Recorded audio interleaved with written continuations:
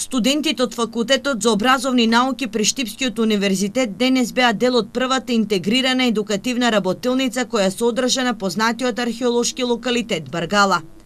Враќање на детето кон природата уште Русо промовира и потреба на соединување на и воспитание преку природата. Еве, на овој начин се обидуваме да ги обучиме нашите идни наставници да знаат на кој начин може да ги користат природните и културните ресурси во функција на воспитание и образование на младите.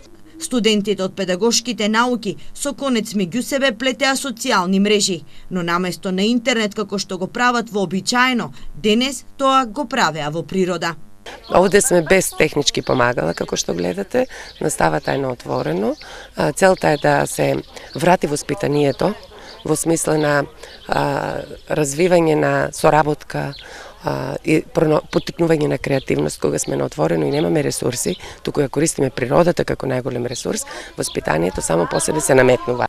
Додека идните наставници учеа како да анимираат без технички помагала на студентите од класично сликарство и вајарство, локалитетот Баргала им беше мотивација со бој да го разубават белото платно.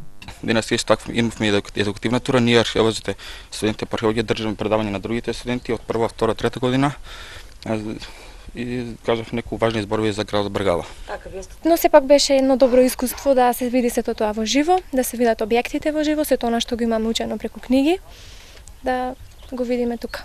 Денешната работилница е и со еколошки карактер. Студентите имаа за задача да ги соберат сите остатоци, кои по себе ги оставили излетниците, кои за 1 мај го посетија овој локалитет. По завршувањето на предавањето за локалитетот и за неговата околина, да направиме еколошка акција, значи под моја контрола, да ги искубиме сите оние травки кои што можеме да ги искубиме од ѕидовите кои што се многу видливи на самите објекти. Како резултат од оваа денешна работилница, се планира од печат да излезе и публикација во која ќе бидат опфатени изработките на сите студенти и учесници во денешната работилница.